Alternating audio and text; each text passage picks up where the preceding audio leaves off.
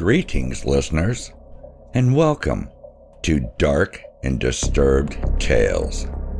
Tonight's story, The Lovebird Murders, written by Leon Hamilton and narrated by Beatlesfanize and special guest star, Duchess of Darkness.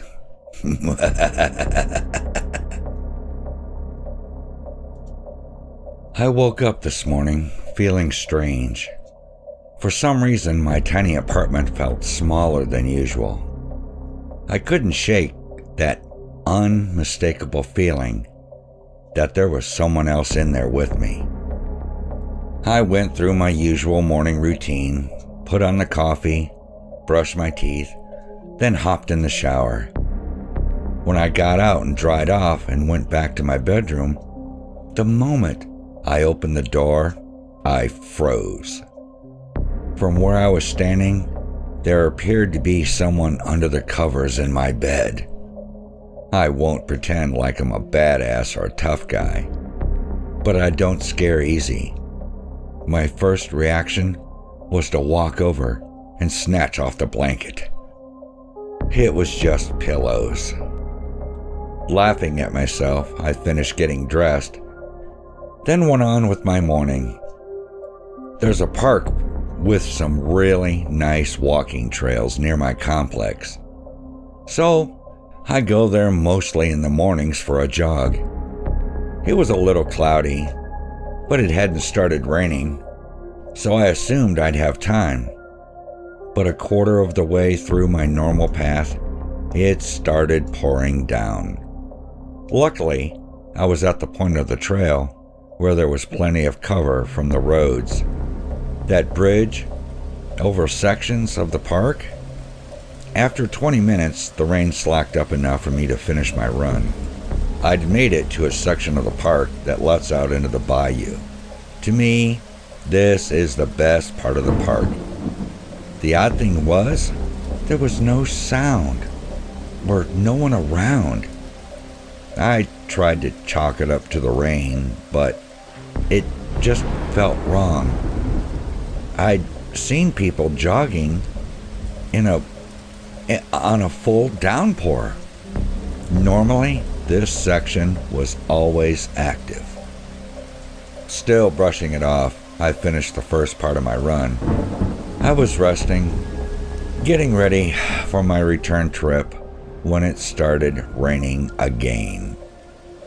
There was no place to take cover, so I stretched out and got on the move. It was actually kind of relaxing to run in the rain. I found myself lost in thought with my body on autopilot, and after a few minutes, I finally spotted someone jogging in my direction. From a distance, I could see she was on a good pace.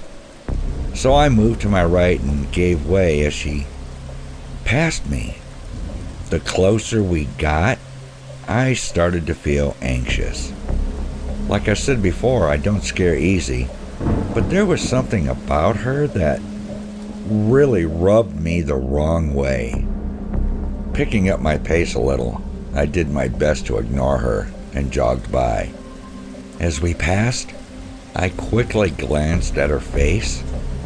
I can't say I got a good look at her, but one thing I remember clearly are her eyes. Not much the color as the look in them. She was staring straight ahead as if she didn't see me there. Something about that lodged itself into my brain, and I couldn't get it out. I thought about it the entire trip home. Once I cleaned myself up, I made a few calls and headed out for the day. Walking through the parking lot to my car, I saw my neighbor. Hey, Pete. Glad I caught you. Did you hear about what happened to Mr. Taylor? Mr. Taylor lives a few doors down. He's an old guy. Most people avoid him because they think he's mean. I personally think he's hilarious. Last Halloween, he gave the kids caramel-covered onions and chocolate laxatives. Well, he got in trouble for that. But it was the funniest thing I'd ever seen. Nervously playing with her keys, Casey went on. They found him floating in his bathtub with his throat slit last week. Don't you watch the news? He was the fifth body the police found that way. Fred, in 1302, thinks he saw the killer. Can you believe that? There was a serial killer right here in the complex. That could have been any one of us in that tub. Thunder rumbled overhead, cutting our conversation short. As more rain started to fall, Casey smiled and took off while I continued to my car. When I got to where I'd parked, it wasn't there. For the first few seconds, I thought it had been stolen, till I looked across the lot and spotted it. There was no way I parked there and forgot about it. What the hell? Well, walking over to my car, I hit the alarm and I got in just as it started raining again. Hearing about Mr. Taylor somehow made a gloomy day even a little darker. I cruised through town with the music down low. It was still morning and I had a few stops to make before meeting up with my friends for lunch. The first place I went was the bank. Normally, I would have gone inside, but chose to drive through the ATM to save time. As soon as I stopped the car, that odd sensation of being watched crept in again. I looked around for a second, just to be safe. Nothing seemed out of the ordinary. Once I'd withdrawn the money I needed for the day, and I got back in my car and I started to drive away, and when I rounded the corner and headed for the exit, a woman jogged past on the sidewalk. For a split second, I thought it was a lady from the park this morning. I had to laugh at myself again. This was all in my head. I was blowing things way out of proportion. Once I'd put all the weirdness out of my mind, the day went fine. Other than the constant rain, it was a normal day. I met the guys at our favorite bar around 1:30. Kevin was already there, and as usual, Alex was late. When I walked in, Cal was halfway through his first beer. "Bro, it's about time. Where the hell is Al?" Shrugging my shoulders, I took a seat and ordered some wings and a beer. You're not gonna believe what happened. Do you remember my neighbor, Old Man Taylor? I paused to let the waitress set my beer down while Cal nodded his head and told me he did. Well, they found him floating in his bathtub. Casey told me Cal cut me off. Casey? The one with a really big... He stopped and flashed a goofy grin. Personalities? Oh man, how's she looking these days? Taking a sip of my beer, I chuckled a little. As I went to set the mug down, Alex came strolling in. Fellas, please tell me we're not doing beer today. Come on. Waitress, he called out, turning towards the bar. Can we get another round of beers and 3 shots of tequila for the table? Put it on his tab. He pointed at Cal, laughed before taking a seat. What are we getting into tonight? I vote strip clubs and trouble. We all laughed, as it was sort of a running joke between us. It came from the fact that every time we went to a strip club, we wound up in jail. Mostly because of him. Alex is wild, and probably a little dangerous to people who don't know him. But if he's on your side, there's nothing he wouldn't do for you. Kevin. Well, he's a little hard to nail down with words. Don't get me wrong, he's a great dude, but there's been times we thought he might need some professional help. We all grew up together. We went to the same schools all the way through college. For a few years, we were roommates. And now we get together once a month and go out for the weekend. Since very few bars were open and no strip clubs were doing business, we were having to get more and more creative. Ultimately, I never got to finish telling them about Mr. Taylor. And we wound up going to some weird-ass underground club Cal suggested. It was actually a lot of fun. We got completely hammered and partied all night.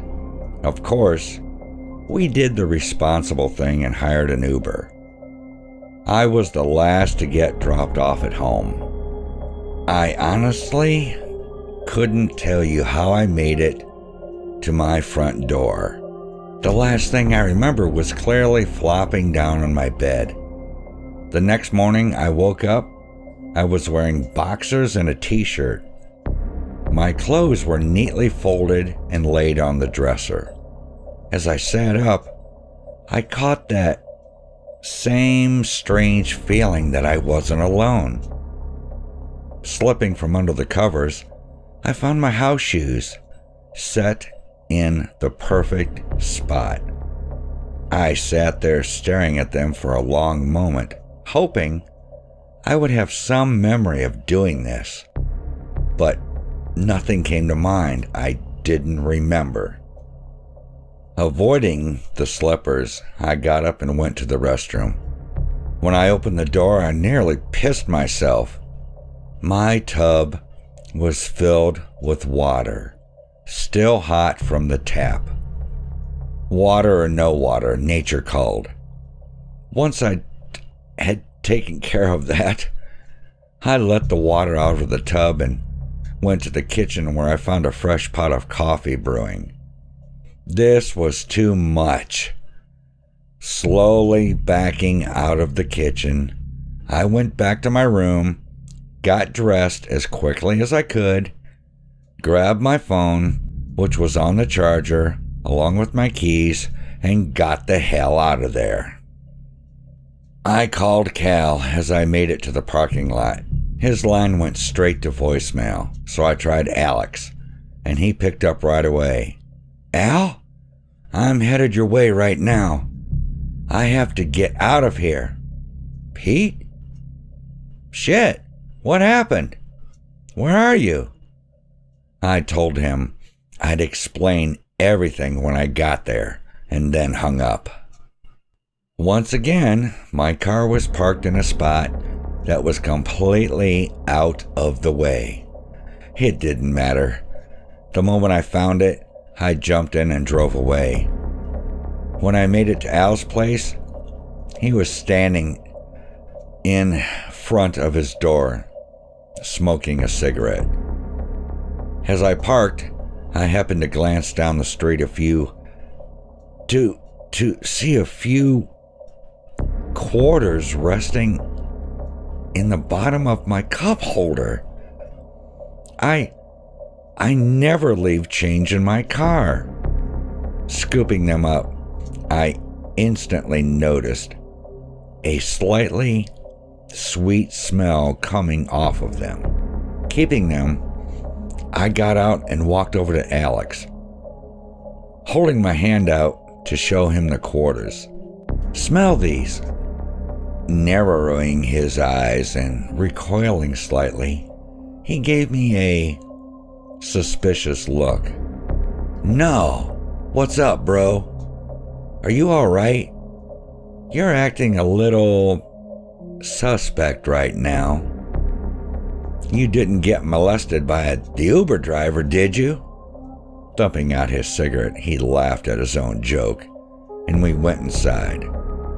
I told him all about the strange things that had been happening and how I couldn't make sense of any of it.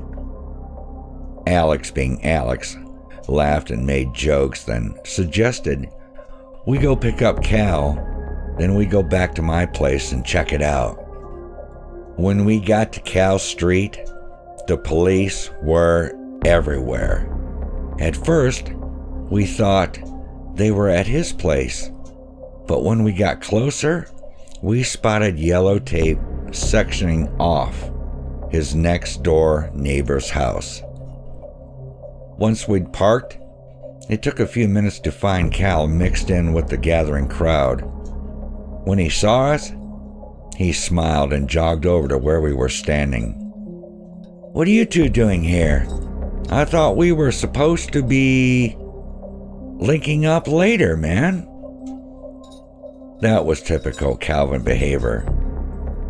Never mind the crime scene. What are we doing here? Alex chuckled and shook his head. Bro, what happened? What is all this? Cal looked at me, then glanced back over his shoulder and shrugged. Oh, that? I don't know. Nobody said anything yet. Anyway, what's up? What are we doing? After a quick conversation, we went inside to get away from the crowd.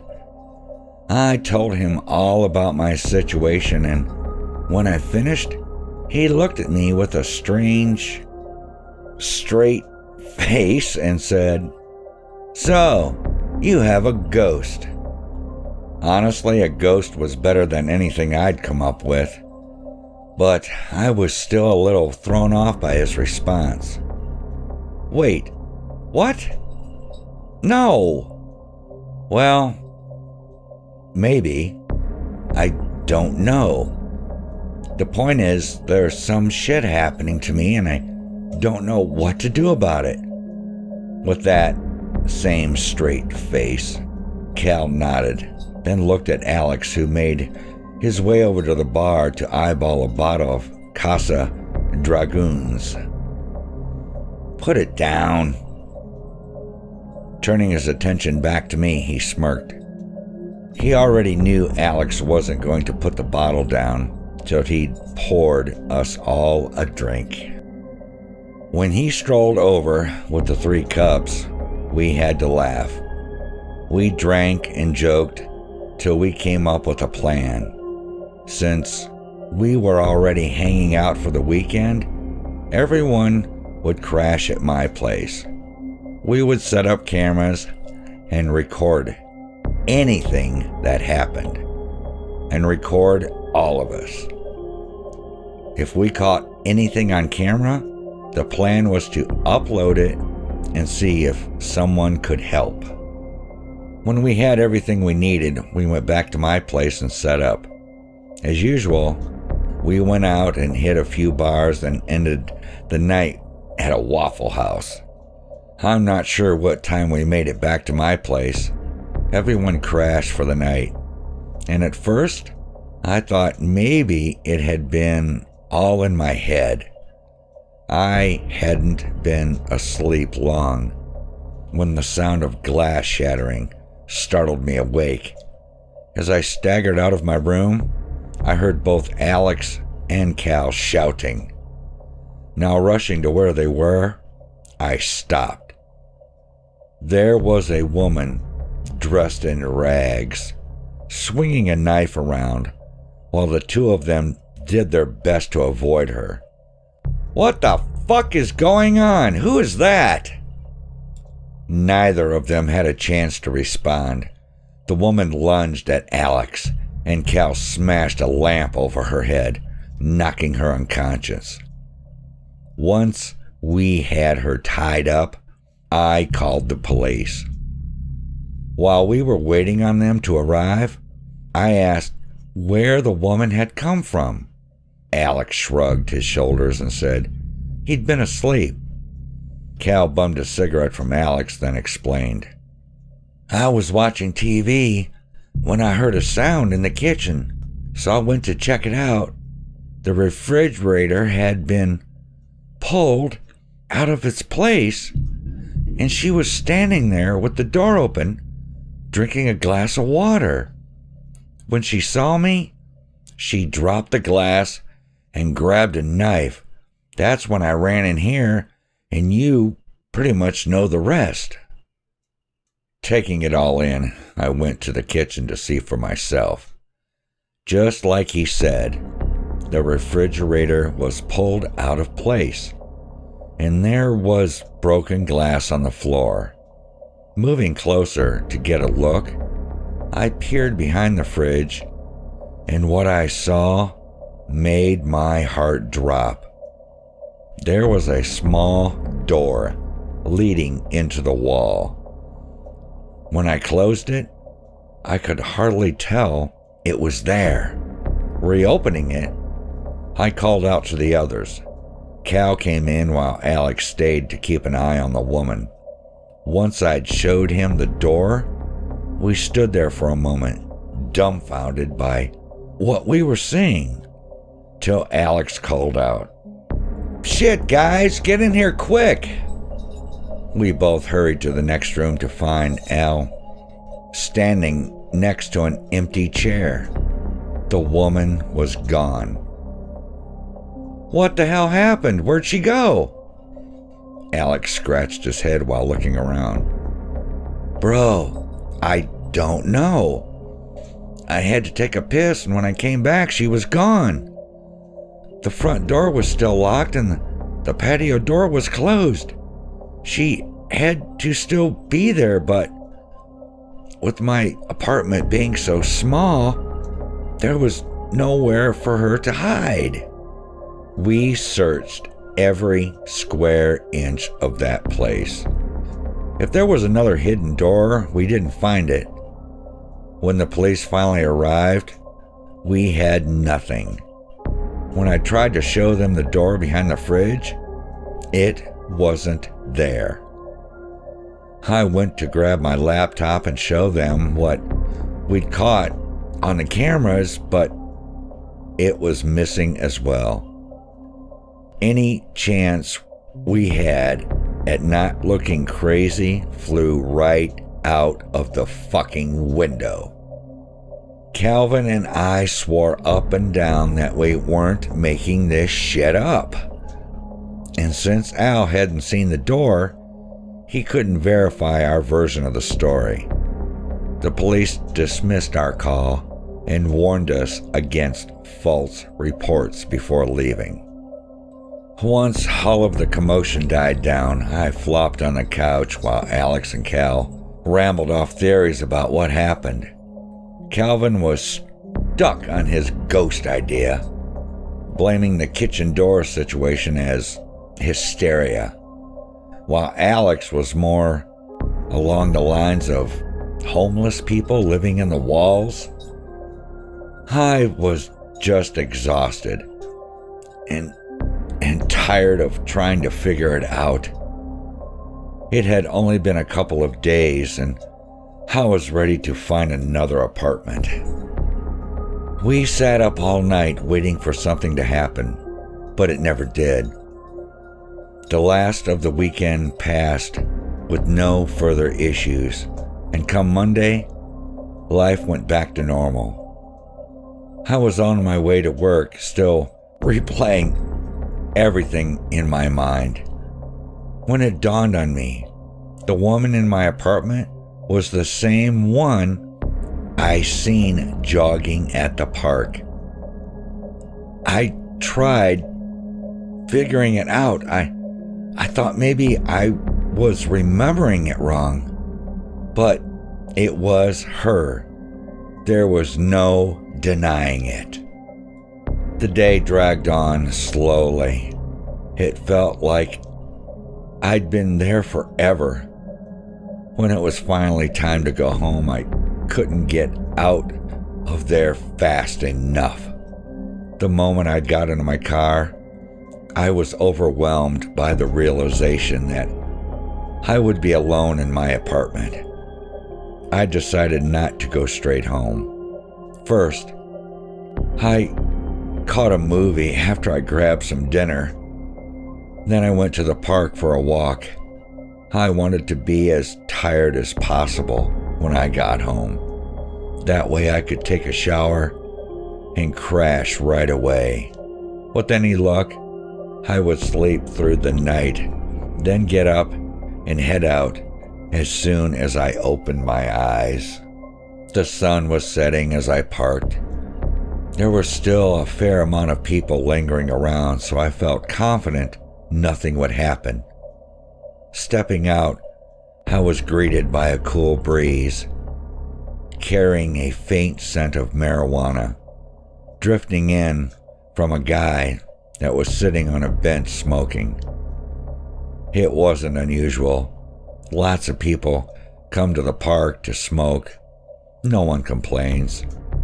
The truth of the situation was, I could use a few hits myself. I strolled over and took a seat next to him. Look, I don't mean to bother you, but that smells great. If I gave you a couple of bucks, would you mind letting me hit it a few times? Taking a long drag, he chuckled to himself and shook his head. Keep your money, man. He stood up, then pulled out another fresh joint from his cigarette pack and handed it to me. Take it easy, friend. He smiled and nodded as he took another hit before walking away. I watched him for a moment, then pulled my lighter out and fired it up.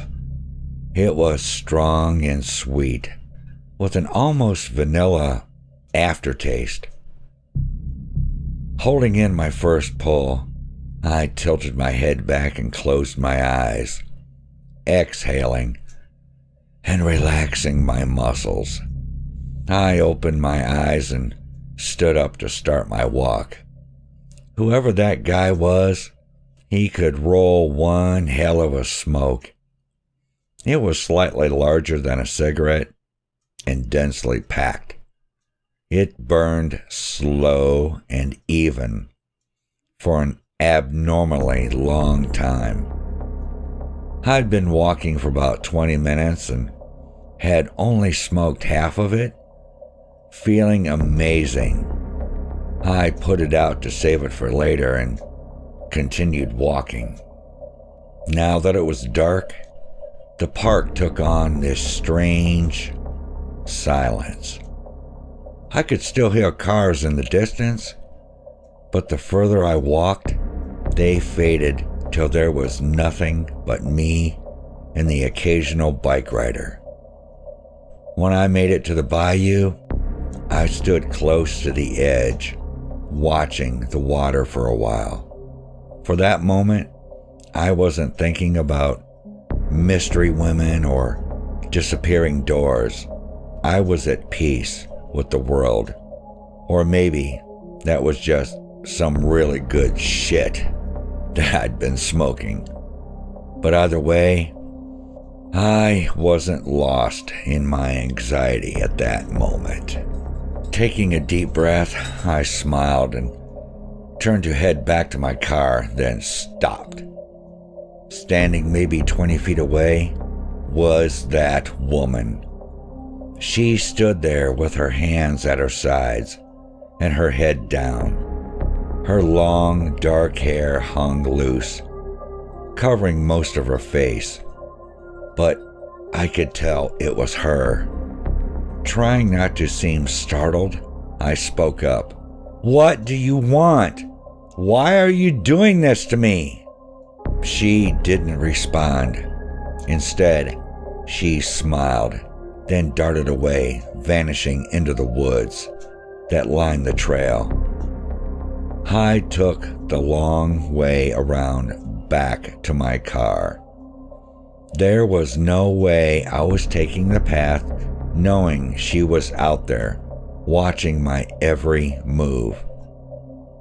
When I made it to the lot, as usual, my car had been moved. Forcing myself not to freak out about it, I got in and drove home.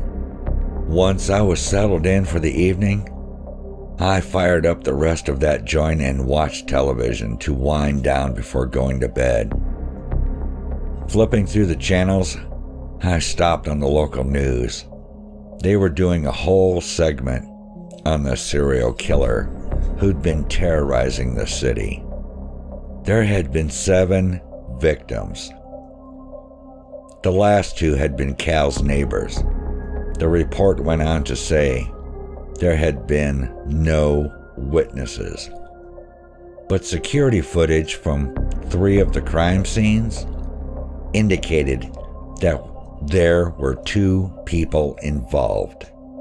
A man and a woman. A grainy CCTV shot flashed on the screen, and I suddenly felt sick.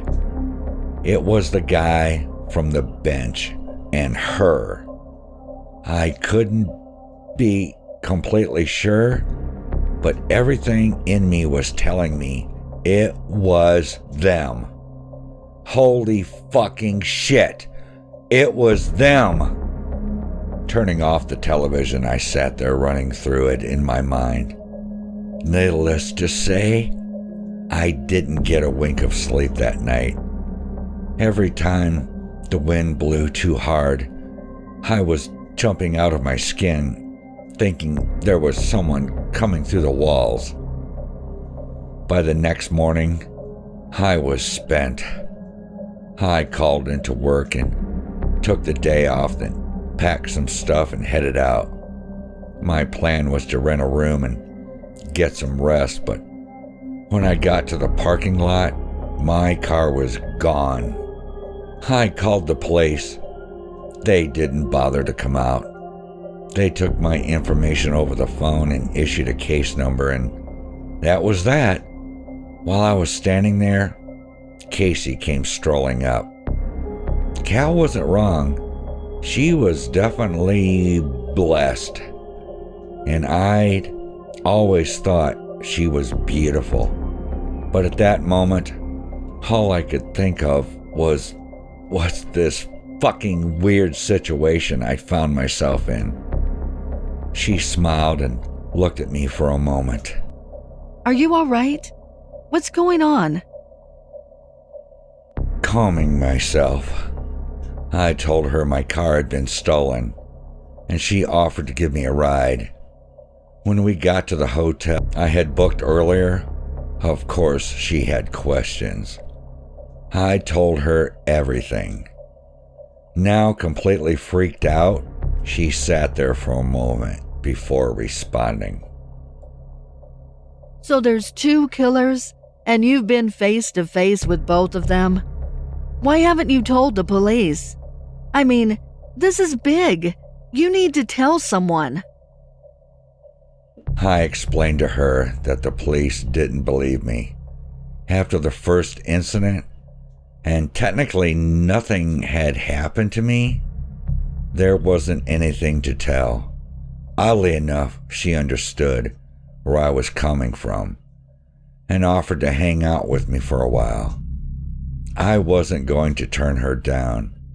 Despite everything else, this was a dream come true.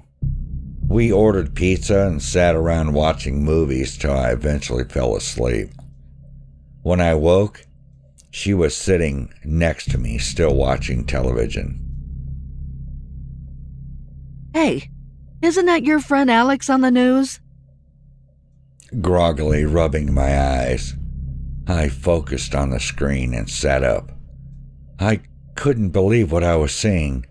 She was right. It was Al. He'd been found decapitated floating in his bathtub. Grabbing my phone, I tried calling Cal, but I couldn't get an answer. Can you take me somewhere? I asked, slipping out of bed and putting on my shoes. Casey tossed me her keys, telling me she was horrible at taking directions. Then we both scrambled out of there. When we got to Cal's place, he was sitting on his front porch drinking whiskey straight out of the bottle. The moment we were out of the car, he rushed over. "What the fuck's going on, man? What did you get us into?" I didn't know how to respond. We argued back and forward and forth, and eventually taking the conversation inside. I was still groggy and tired and confused. When we went inside, things quickly got out of hand. In his drunken state, he took a swing at me. I didn't want to hurt him, but I wasn't going to stand by and not defend myself. The fight didn't last long. When it was all said and done, we hugged it out and he apologized. I told him to sober up and meet us at the hotel when he was ready. Then Casey and I left. When we made it back to the hotel, Casey dropped me off and told me she'd be back after work.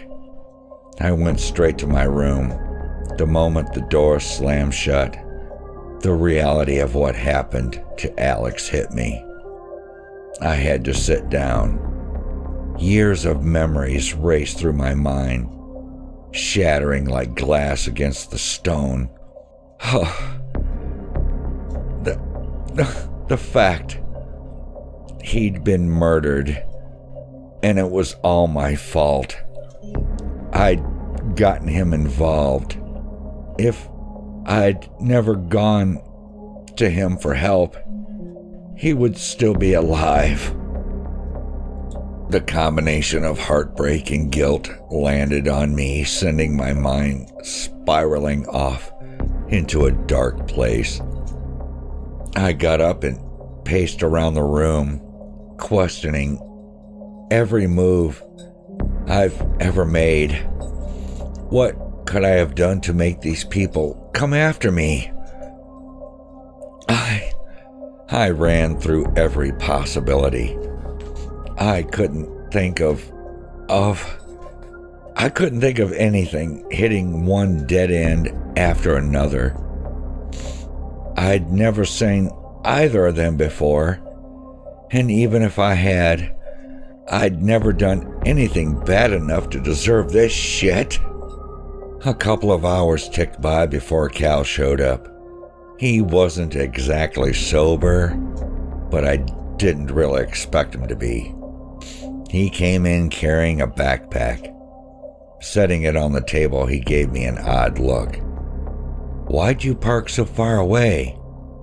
It dawned on me that I'd never gotten the chance to tell him about my car being stolen. But hearing him say it was here made my heart drop. I rushed over to the window to see what he was talking about, and I spotted my car right away. Holy shit, they're here. Cal stopped what he was doing to quickly look in my direction. What? Who's here? What are you talking about? I explained it all as best I could. The whole while he sat there with his usual calm demeanor, taking it all in. When I finished, he nodded his head, then unzipped the backpack and pulled out two objects wrapped in pink towels. He smirked while unwrapping one of them, revealing a 9mm pistol. Good. That makes this easy. Still smirking, he handed it to me, then picked up the other bundle and started unwrapping it. Looking at the gun in my hand for a moment, I glanced up at him. Cal? Should I even ask, or are we just gonna move forward like this is some normal shit? Checking around into the chamber, he paused and looked up pretending to think about it for a second. Move forward. But if you really want to know, I'll tell you. Holding up my hand and shaking my head, I stopped him. I really don't want to know. Whatever he was into, I was glad he was there. I sat my gun on the nightstand and then went to the mini fridge to grab a bottle of water. As I opened it, someone knocked on my door. Cal and I froze for a moment before a voice called out from the hall. "It's me, Casey. Open up." Cal shot me a funny look and smiled, wagging a finger at me before tripping his imaginary hat and getting up from his seat. I tried not to laugh and answered the door. The moment she saw Cal, she turned up her nose and rolled her eyes and then hugged me. "I took off from work. Is everything all right?" Releasing me, she stepped in and gave Cal another funny look. "What's he doing here? And why do you have guns? What happened?" As much as I didn't feel like explaining it all over again, I quickly told her about the car and the killers being in the hotel. Casey looked at the two of us, choosing her next words wisely. Then with a confused / concerned look, she nodded before responding. "If the killers are here, why don't we just call the cops and leave before they show up? This isn't a game. If you get killed, there's no reset button. Even worse, if one of you idiots happens to shoot the wrong person, you're gonna get in some serious trouble." I could literally hear Cal's teeth grinding at her every word. I knew at any moment he was going to blurt out something stupid and probably hurtful, but before I could open my mouth, he started in. "What's your name again?" "Oh, I forgot. It doesn't matter." "Alex was our friend, and those two shitbags killed him. I'm not waiting for the police. You can do whatever the fuck you like, but we're going to make sure they don't do this shit to anyone else." Calvin tapped me with the back of his hand, then motioned towards the door, as if to say, "Let's go." I wanted to agree with him, but Casey made a valid point. She was speaking from a level-headed point of view, while Cal was half drunk and angry. It didn't make sense to go running around with loaded guns trying to stop a pair of psychotic serial killers when the police were trained to handle situations like this. He made it halfway to the door before realizing I wasn't walking with him. Stopping to turn around, he narrowed his eyes, then quickly glanced at Casey and shook his head. "Wow, come on, Pete.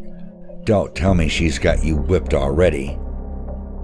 Giving me a disappointed look, he slipped the gun into his waistband and covered it with his shirt before opening the door. Casey flipped him the middle finger and sat on the bed, taking out her phone to call for help. Carl smirked at me while giving her the side eye and mouthing the words, "She's so hot," before giving me the nod and walking away. Once the door slammed shut, I instantly wanted to go after him. I couldn't let him do this shit by himself. It wasn't long before Casey was off the telephone. The moment she told me the police were on the way, I let out a sigh of relief, then looked at the door. She laughed and stood up. Come on, let's go get the big idiot. I didn't know if Cal had taken off running, but he was nowhere to be seen. We searched for close to a half an hour and couldn't find him anywhere. More importantly, the police hadn't shown up either.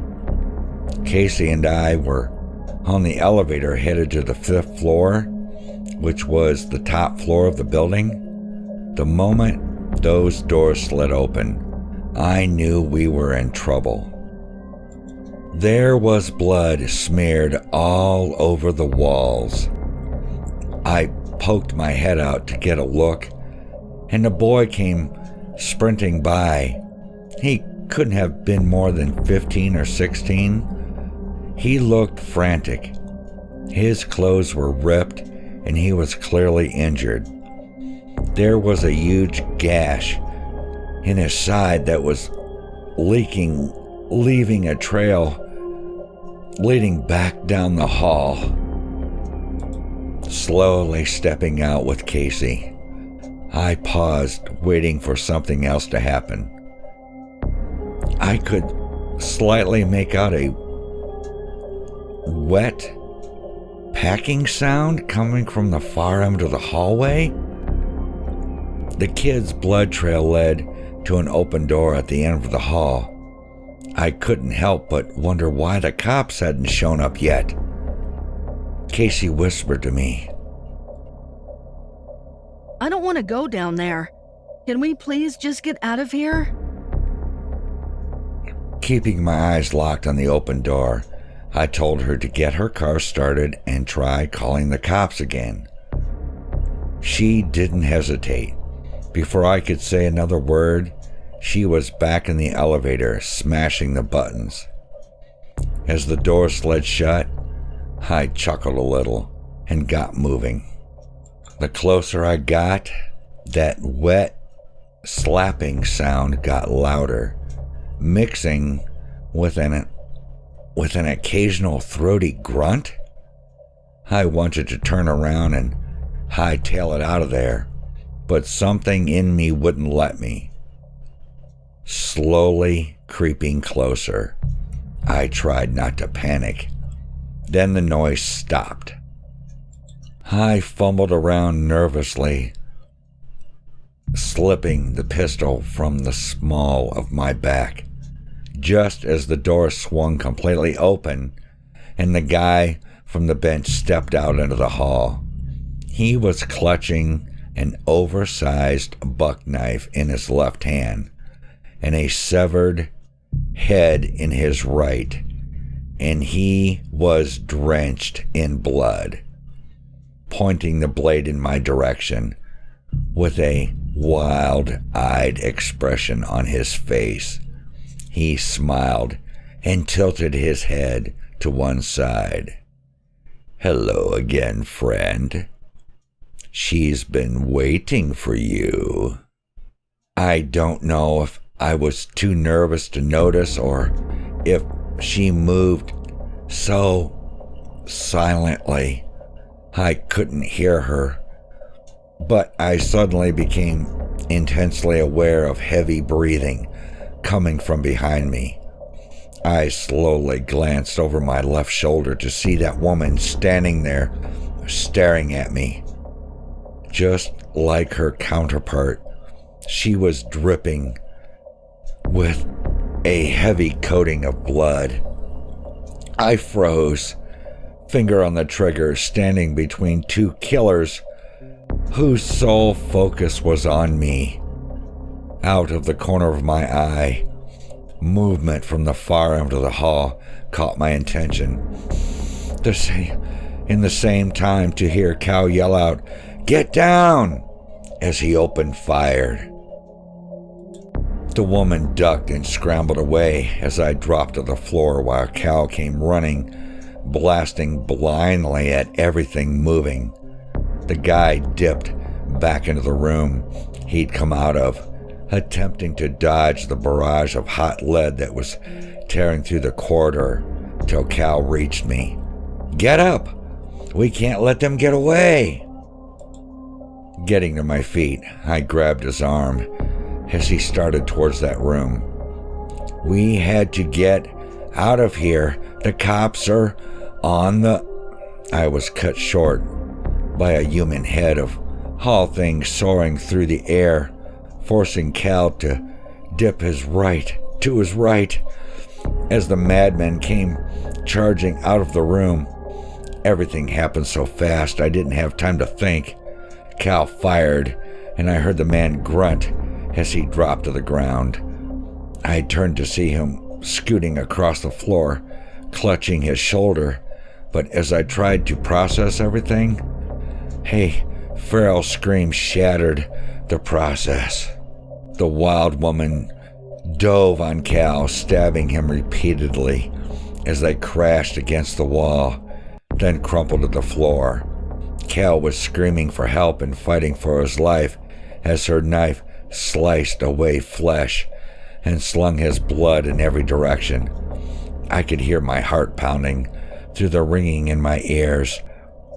I tried to steady myself and aim. She was just about to plunge the blade into him again when I pulled the trigger. The wild woman collapsed, dropping the knife. The world around me seemed to stand still for the briefest of moments, till I heard Cal coughing, trying to catch his breath. Shaking it off, I helped him up and basically carried him. God,